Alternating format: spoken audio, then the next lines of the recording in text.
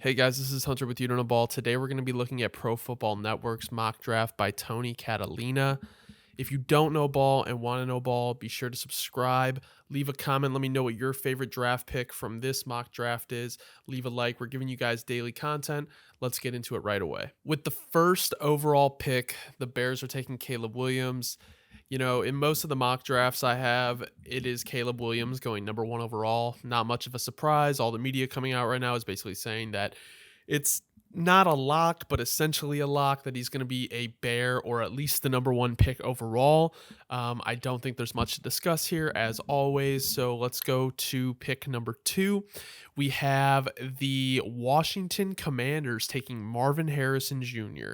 So this is very interesting because I've only seen them really go quarterback here. Let's see what he says. It says there are rumblings that new Commanders head coach Dan Quinn may lean in another direction than quarterback here with pick number two.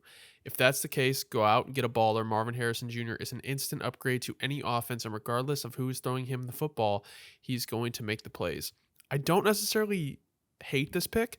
I think you're still getting maybe the best prospect in the draft, but I don't know necessarily when you're going to go get your quarterback unless you think Sam Howell's the guy.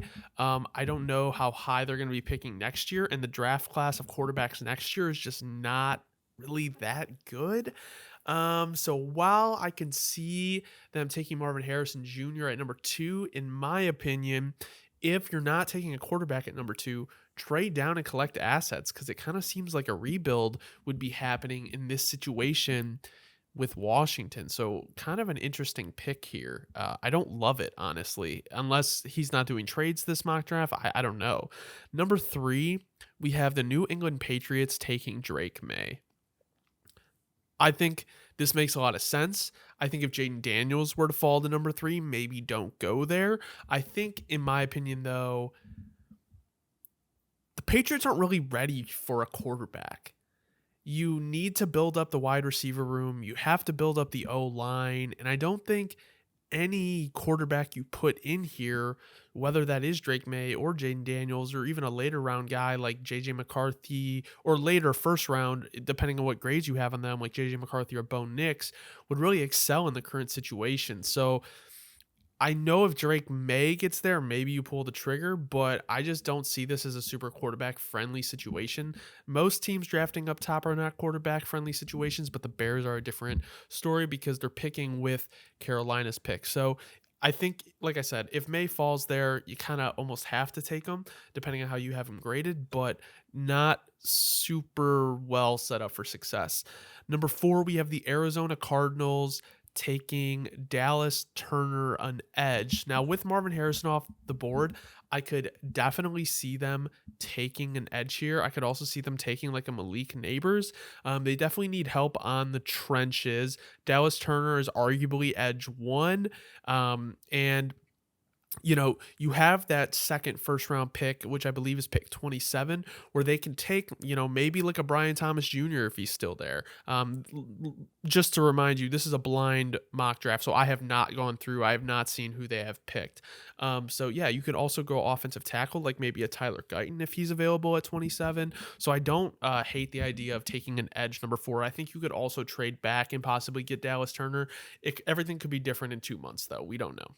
So number five, we have the Los Angeles Chargers taking Joe Alt, offensive tackle from Notre Dame. And I think this isn't like a flashy pick, but this is something I have kind of been a fan of in the mock drafts that I have seen the Chargers go tackle here.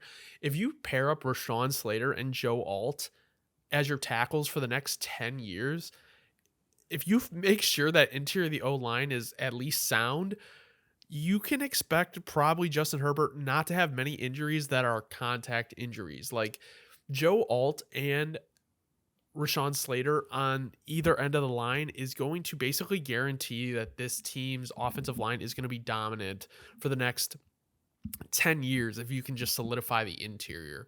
I really like the pick. Joe Alt, there's really not much to talk about. He is a very high floor guy. So going into number six, we have the New York Giants taking Malik Neighbors. This pick to me makes a lot of sense.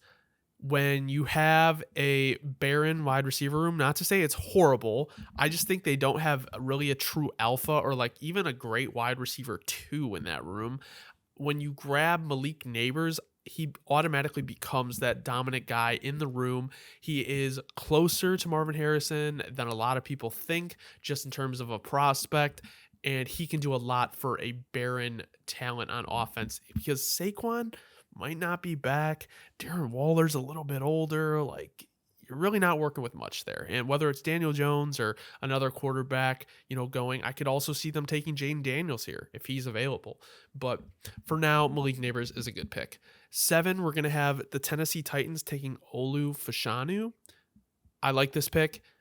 I think, I've seen Joe Alco here, but obviously he was already taken. So Olu or JC Latham would be a good pick here. Anything with the O-line, solidify that, put it next to Peter Skronsky, keep Will Levis upright. That's kind of what I've preached these last couple mock draft reactions that I've done. And at the end of the day, O-line wins games, D-line wins games, and regardless of who gets taken here, I think any offensive tackle to the Titans makes sense.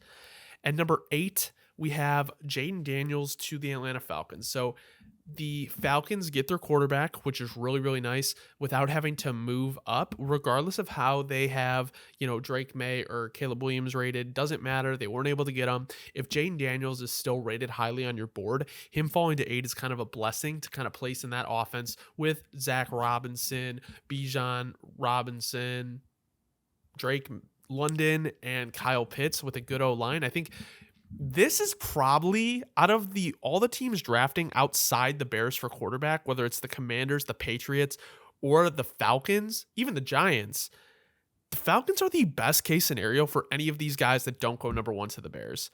And I think any quarterback that gets drafted here would be very grateful to be put in this situation. All right, going to number 9. We have the Chicago Bears taking Rome Odunze. This has kind of been a pick that has been made over and over again because most of the time you see Marvin Harrison going early, you see possibly Brock Bowers going earlier, you see possibly Malik Neighbors going earlier. So when you have, Rome available on the board and you're able to pair him with DJ Moore and the new selected quarterback Caleb Williams, I think you go and do that. I honestly would rather have Brock Bowers, but Rome Odunze is not a bad pick. I'm okay here with Edge, or even if Joe Alt or like Olu or Latham is available, I'd be okay with that to upgrade from Braxton Jones. Not saying it's a massive need. Braxton Jones can hold his own, but at the end of the day, getting a franchise left tackle to pair with your franchise right tackle would be a big thing. But I think Caleb Williams needs a couple more weapons, and they do that with Rome Odunze here. At number 10, you have Brock Bowers to the Jets. I keep seeing this one, and I just hate it. Not that I hate Brock Bowers and not that I don't think he would be a good fit for the Jets.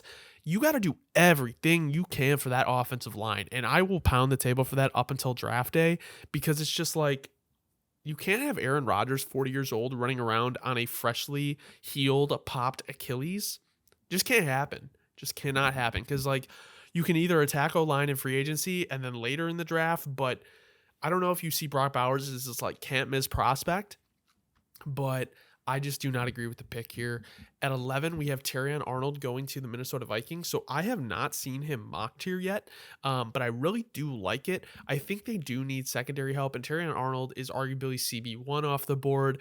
You give Brian Flores another weapon to work with, and I keep saying that, but Brian Flores really, really gets the most out of his players. And when you give guys who are just so gifted athletically, I mean, if you see what they did with Ivan Pace last year, it's just, you're setting them up for success.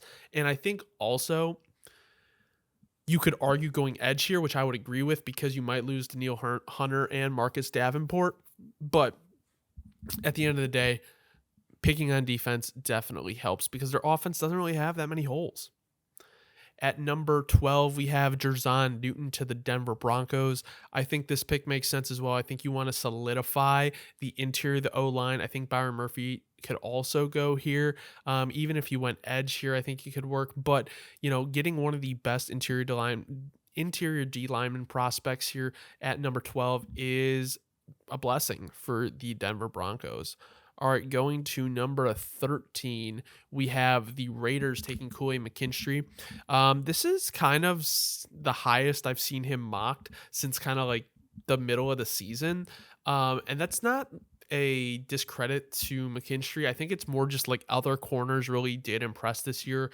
Nate Wiggins, Cooper DeJean, Quinyon Mitchell. But the Raiders really do need secondary help. So really any of the existing or remaining corners here after Terry and Arnold would make sense.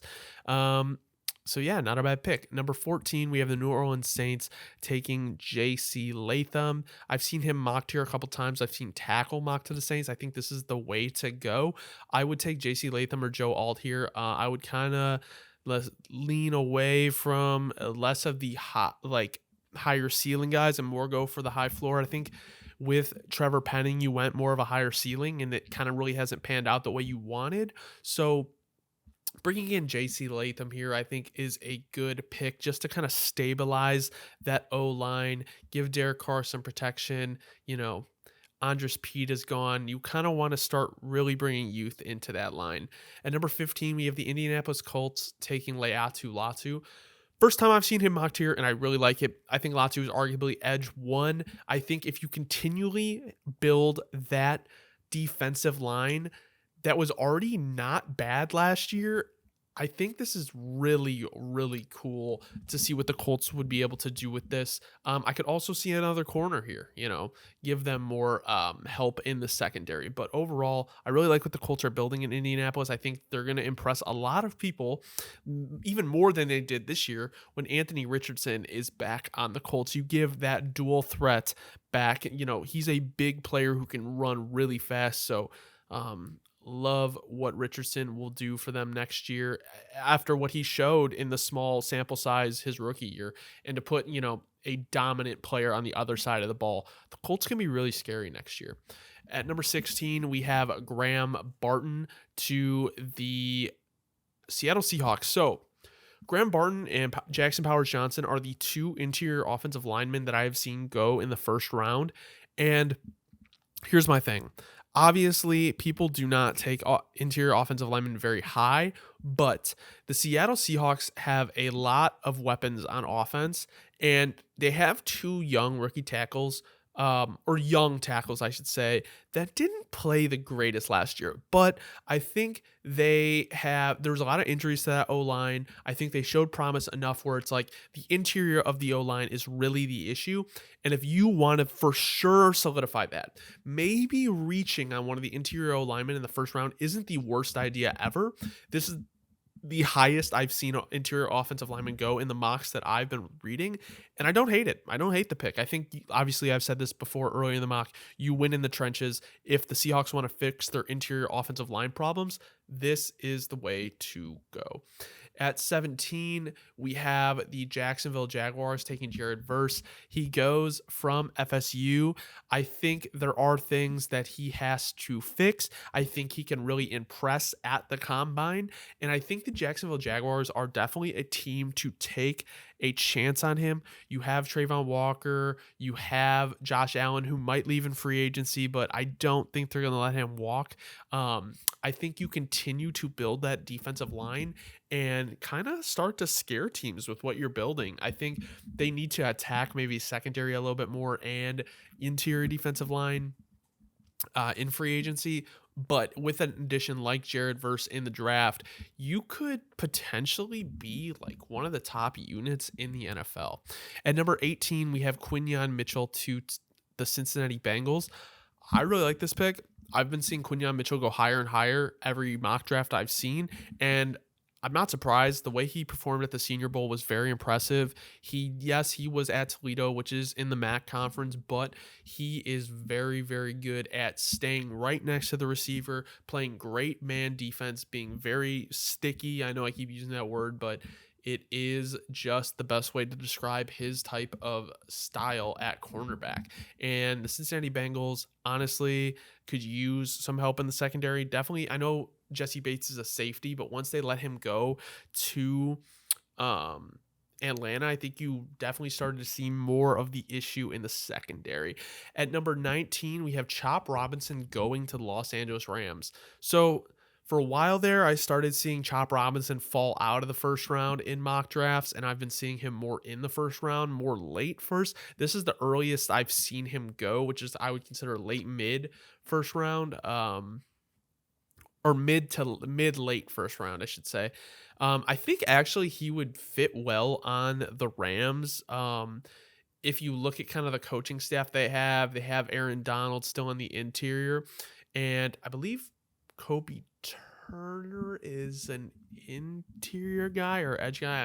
I'm blanking on that right now. But to pair him with Kobe Turner and Aaron Donald, I think he would stand to learn a lot from an experienced unit like Aaron Donald, and obviously Sean McVay calls the offense, but I think with the whole mindset of the young coaching staff in Los Angeles, I think this would be a good fit for Chop. At number 20, we have the Pittsburgh Steelers taking Talisa Fuaga. I like this pick a lot. I think you get an aggressive mauler in the run game and someone who's pretty good in the pass. Pair him up with another young tackle in Broderick Jones, who the Steelers drafted last year. So I guess my thing is in the mocks that I've seen, most mocks have the Steelers taking a tackle, which I really like. I think obviously always implementing youth into the O-line until you find a good combination. They have Isaac Seumalo, who is a good tackle or guard as well. Like I said, you always got to protect who's throwing the ball. At 21, we have the Miami Dolphins taking Amarius Mims. So they have Austin Jackson. They have Teron Armstead. Maybe Jackson Powers Johnson would fit a little bit better to their current combination of offensive linemen. But maybe they're thinking ahead in terms of, replacing Teron Armstead when he does walk away. So let's read his excerpt here. So Amarius Mims to Miami has been something that has felt like a natural fit for me all along. I could see them taking a center if one presents itself at this point in the back end of the draft, but in this scenario, the board doesn't fall that way. Well, I don't know why. I mean, Jackson Powers Johnson isn't off the board, so I don't know. Instead, the Dolphins take an exciting Georgia prospect who has a chance to make an immediate impact. So is he? I mean, Austin Jackson just got an extension, and Teron Armstead you paid a lot of money to. So is he starting over Austin Jackson? I don't know. Maybe they're drafting him to develop and take Austin Jackson's spot or Teron Armstead's spot. That would be my guess. But for the current combination, I don't know. At 22, we have the Philadelphia Eagles taking Cooper DeJean. Secondary help, I keep saying this. Every draft, I see them mostly taking a corner, and I think it fits them well. I mean, Cooper DeJean is a very athletic player. I think he is very underrated, and that's probably because he is not underrated in terms of like he should go higher, but I think he's like maybe not as highly viewed strictly maybe because he is a white corner. And that's just, I mean, like when's the last time we see a white corner go in the first round? But I think Cooper DeJean can really take that next step at the next level and impress a lot of people. I think he will impress a lot of people with his athleticism at the combine this year. At number 23, we have the Houston Texans selecting Keon Coleman. Okay, so I have never seen Keon Coleman mocked to the Texans, and I'm not gonna lie, I really like this pick. I don't really like Keon Coleman going in the first. I just don't think he has that first round talent when there's other people on the board like a Brian Thomas Jr., which I could also see going here.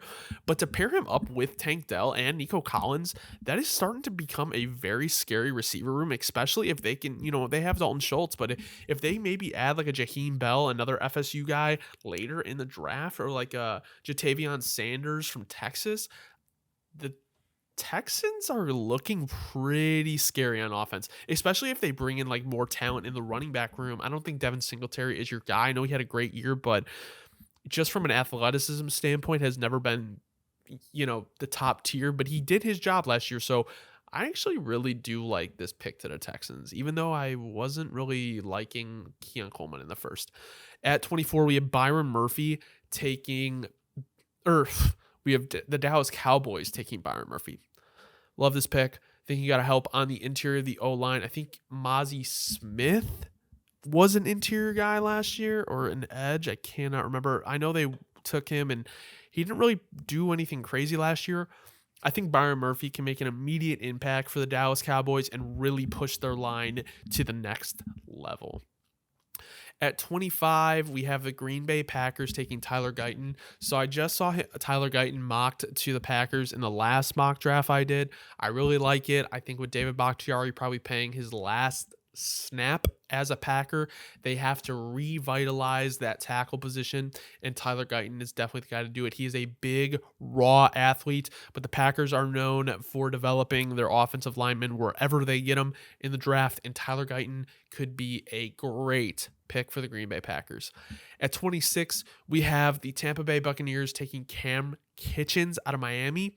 I think it's Cam Kitchens or Tyler Nubin as the top safeties in the draft, so I don't think you can go wrong with either of them. Definitely helps their secondary, and pairing him with Antoine Winfield Jr., as he said, would be an elite 1-2 punch if Kitchens is able to be that guy that everyone expects him to be. I really like the pick. I have not seen Kitchens mocked to the Buccaneers, and it is honestly a good fit in my opinion. 27, Arizona Cardinals take Nate Wiggins. The Cardinals are just bare of talent. I would have liked maybe a tackle or like a defensive line pick, but I can't complain. You're upgrading at a premium position in the NFL, which is corner. And if Wiggins is that guy that everyone expects him to be, the Cardinals got a steal at 27. At number 28, we have the Buffalo Bills taking Brian Thomas Jr. I love this pick, pairing him with Stephon Diggs. If they're able to re-sign Gabe Davis, which they might not be able to, you're giving Josh Allen a big target that he may have really never had in his career. You add a red zone threat, pair him with Stephon Diggs, and I think this does wonders for the Buffalo offense. Obviously, having Dalton Kincaid and Dalton Kincaid and Dawson Knox. So many D's. And then we go to 29. We have the Detroit Lions taking Adonai Mitchell out of Texas. So I don't know that I really like this pick as a wide receiver. I think with the way Jameson Williams has kind of come on at the end of the year, I don't know if wide receiver is necessarily a need right now. I don't hate it. I think you just add more to the arsenal, but I'm not a fan of it right now. I would have definitely liked an edge here. I'm going to see if Dallas Turner was taken. Oh yeah, he was. So okay, yeah. So yeah, I don't know. I don't love this pick. I would have rather seen a defensive lineman go here. At number 30, we have the Baltimore Ravens taking Kamari Lassiter. I like this pick. I think Lassiter is a player who is just someone you can trust on the field, and you could put him there with Kyle Hamilton. He's coming into his own as a safety. And I think you don't really need to, if you're able to bring back Justin Madubuike and you're able to sign a edge rusher in free agency, and if you're going to go from the defensive side of the ball, I think cornerback is the position you can go. Obviously, Geno Stone as another safety is a free agent, but I feel like you can sign wide receivers in free agency. There's a good class. I also wouldn't be opposed to a Troy Franklin here as a wide receiver, but I think Kamari Lassiter is a good pick for the Baltimore Ravens. He always knows where he's going to be on the field. At 31, we have the San Francisco 49ers taking Leonard Taylor. So this is a pick I could have seen the Ravens taking. Also, Darius Robinson, someone who's been flying up draft boards. Leonard Taylor is a dominant inside force from Miami, and the 49ers constantly draft O-line and D-line. So I think always implementing youth into those trenches. I think the first round, in my opinion, if you're not looking for a wide receiver or a corner, or you get a cornerback, it always has to be trenches. Always has to be trenches. You should always be improving those positions. And I think the 49ers have a pretty good track record of developing anybody they take. At number 32, we have the Kansas City Chiefs taking Troy Fontenot. He is a tackle, but he's being projected to move inside as a guard. So let's read what he says. He said the Chiefs add guard after another Super Bowl title in this scenario and feels good about continuing to protect their best quarterback in football. A wide receiver falling to them here that makes sense is ideal for a group that can use more weapons, but they don't reach for a second round talent and take Troy to secure the line. I don't hate this pick. I think honestly, like I said, like you're getting at the end of the round, at the end of the first round, you're really getting like high end round 2 talent. And like I said, like I would prefer Jackson Powers Johnson here. He hasn't gone from my understanding, and I'm interested to see why. Yeah, I'm interested to see why he wasn't taken. I mean, I don't know why. I would take JPJ over Troy Fontenot, but overall, interesting mock draft. Definitely had some different, picks in this draft than I have seen in other drafts. Nothing too crazy though. Overall, I liked it. But yeah, no, if you don't know ball and you want to know ball, be sure to subscribe, leave a comment, let me know your favorite draft pick from this mock draft. Leave a like. We are giving you guys daily content, growing every day. We appreciate all your support. Have a great rest of your day.